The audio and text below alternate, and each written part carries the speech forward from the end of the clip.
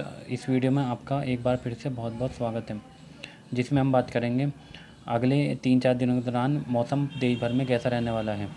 29 अगस्त से लेकर 31 अगस्त और 1 सितंबर के बीच देश भर में मौसम कैसा रहेगा।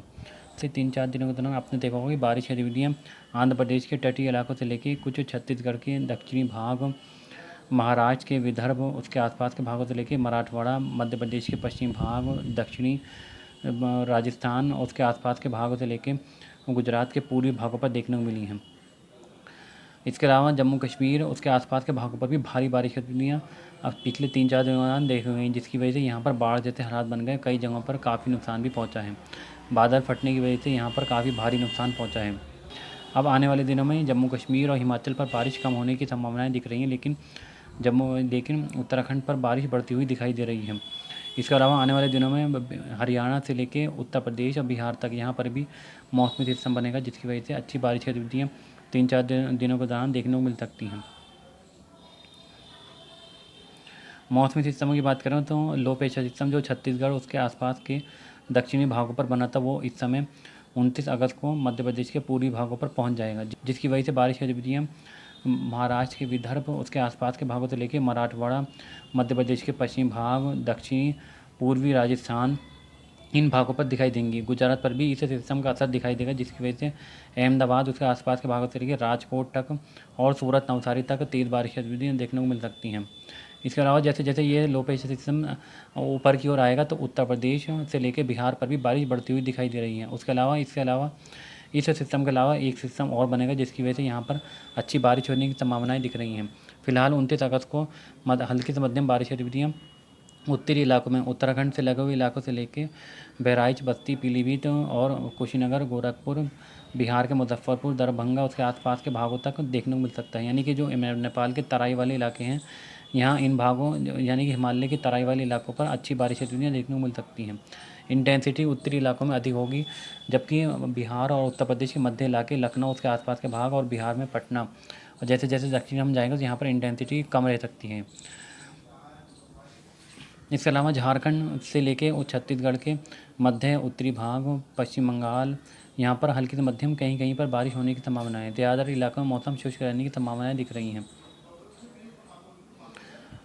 लेकिन आने वाले दिनों में लेकिन 1 और 2 सितंबर के आसपास ये झारखंड और पश्चिम बंगाल से लेकर छत्तीसगढ़ के उत्तरी भागों पर भी बारिश बढ़ सकती है। यही स्थिति मध्य प्रदेश के पूर्वी भागों पर भी बनी रहेगी। मध्य प्रदेश के पूर्वी भाग, सिंगरौली और उसके आसपास के भागों पर भी बारिश कम होने की संभावनाएँ हैं। राजस्थान की बात करें तो राजस्थान के उत्तर पूर्वी इलाके, जयपुर, दौसा, करौली उसके आसपास के भागों से लेकर पश्चिमी उत्तर प्रदेश और हरियाणा, दिल्ली, इन भागों पर भी तेज़ बारिश की गतिविधियाँ 29 और 30 तारीख के आसपास दिख सकती हैं। जबकि हरियाणा के उत्तरी पश्चिमी इलाके, पंजाब के लगभग सभी इलाके, यहाँ पर इंटेंसिटी कम रह सकती है। उत्तरी राजस्थान पर भी मौसम लगभग शुष्क रहने की संभावनाएं दिख रही हैं, लेकिन राजस्थान के पश्चिमी इलाके, बाड़मेर, जैसलमेर उसके आसपास के भागों पर बारिश की गतिविधियाँ कुछ देखने को मिल सकती हैं, क्योंकि मानसून की अक्षय रेखा इन्हीं भागों से होकर गुजर रही है। इसके अलावा मध्य प्रदेश के ग्वालियर उसके आसपास के भागों से लेकर गुना और उत्तर प्रदेश के आगरा, मथुरा और ललितपुर, झांसी, इन भागों पर भी कहीं कहीं पर तेज़ बारिश की गतिविधियाँ देखने को मिल सकती हैं, क्योंकि लो प्रेशर सिस्टम उत्तर पश्चिम दिशा में आगे की तरफ बढ़ रहा है, जिसकी वजह से मानसून की अक्षय रेखा भी धीरे धीरे उत्तरवर्ती हो रही है।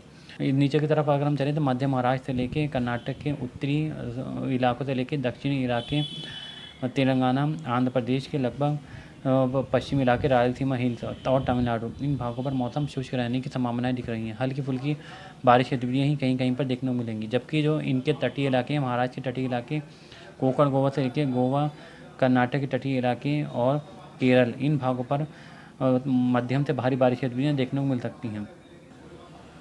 पूर्वोत्तर की बात करें तो असम से लेकर अरुणाचल प्रदेश, मणिपुर, मिजोरम, मेघालय, त्रिपुरा, इन सभी भागों पर तेज़ बारिश होने की संभावना दिख रही है। इंटेंसिटी असम से लेकर अरुणाचल प्रदेश पर अधिक रह सकती है, जबकि जो दक्षिणी राज्य हैं यहाँ पर इंटेंसिटी कम रह सकती है। यही स्थिति सिक्किम पर भी देखने को मिलेगी। सिक्किम पर भी अच्छी बारिश होने की संभावनाएं दिख रही हैं। लक्षद्वीप पर हल्की से मध्यम, जबकि अंडमान पर हल्की बारिश होने की संभावनाएं हैं। ये आप देख सकते हैं 30 अगस्त के आसपास भी लगभग सिमिलर कंडीशन बनी रहेगी। यहाँ पर लो प्रेशर सिस्टम 30 अगस्त के आसपास भी मध्य प्रदेश के पूर्वी भागों पर बना रहेगा, जिसकी वजह से बारिश की गतिविधियाँ राजस्थान के उत्तरी राजस्थान के पूर्वी भागों से लेकर दक्षिणी मध्य इलाके, गुजरात और महाराष्ट्र के विदर्भ, मराठवाड़ा, मध्य प्रदेश के मध्य भागों से लेकर पश्चिमी इलाके और छत्तीसगढ़ के दक्षिणी भाग, महाराष्ट्र के विदर्भ, मराठवाड़ा, इन सभी भागों पर देखने को मिलती रहेंगी। उत्तराखंड पर भी कई कई जगहों पर भारी बारिश होने की संभावनाएं दिख रही हैं। 31 अगस्त के आसपास देख सकते हैं कि ये 31 अगस्त के आसपास आप देख सकते हैं कि जो मौसमी सिस्टम हरियाणा से लेके उत्तर प्रदेश, बिहार के ऊपर बनेगा वो एक्टिव हो जाएगा, जिसकी वजह से हरियाणा और दिल्ली उसके आसपास के भागों से लेके पूरे उत्तर प्रदेश और बिहार पर कई जगहों पर भारी बारिश गतिविधियाँ देखने को मिल सकती हैं। जबकि जो सिस्टम मध्य प्रदेश के भागों पर बना था वो उसके आसपास ही बना रहेगा, जिसकी वजह से राजस्थान के उत्तरी इलाकों से लेकर मध्य इलाके और कुछ दक्षिणी इलाके यहाँ पर बारिश गतिविधियाँ देखने को मिलती रहेंगी, क्योंकि मानसून की अक्षी रेखा इन्हीं भागों से होकर गुजरेगी, जिसकी वजह से बाड़मेर, जैसलमेर और कुछ गंगानगर, हनुमानगढ़ उसके आसपास के भागों पर भी यहाँ पर पैच बन सकते हैं, जिसकी वजह से यहाँ पर अच्छी बारिश गतिविधियाँ देखने को मिल सकती हैं और गर्मी से राहत यहाँ पर मिल सकती है। इसके अलावा पूरे मध्य प्रदेश के भागों पर अच्छी बारिश की संभावनाएं बनी रहेंगी। महाराष्ट्र के उत्तरी ज़िलों से लेके मुंबई, कोकण, गोवा से लेके कर्नाटक के तटीय इलाके, गोवा और केरल तक यहाँ पर इस पूरे रीजन में भारी बारिश का दौर जारी रहेगा।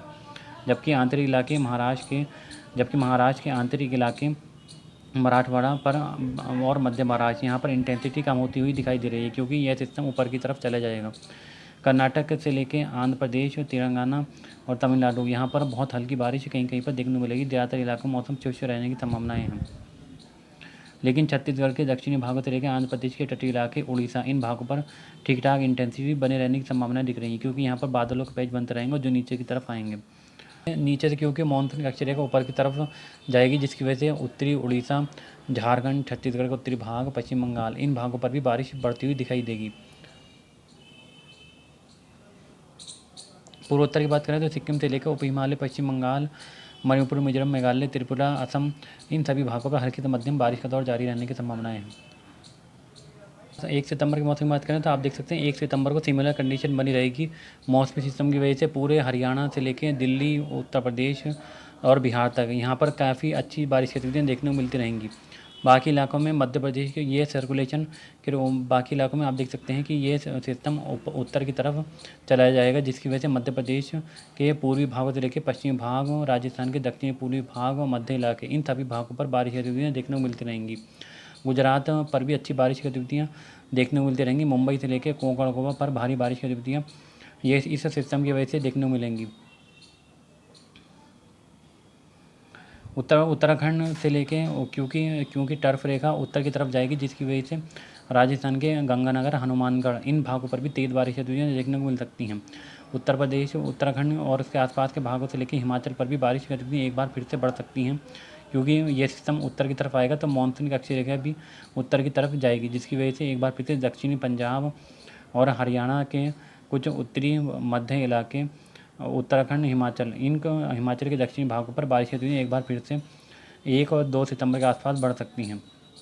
बिहार पर भी ठीक ठाक बारिश होने की संभावनाएं दिख रही हैं। झारखंड पर भी से लेके छत्तीसगढ़ के उत्तरी भाग, पश्चिम बंगाल, इन भागों पर भी अच्छी बारिश होने की संभावनाएं बनी हुई हैं।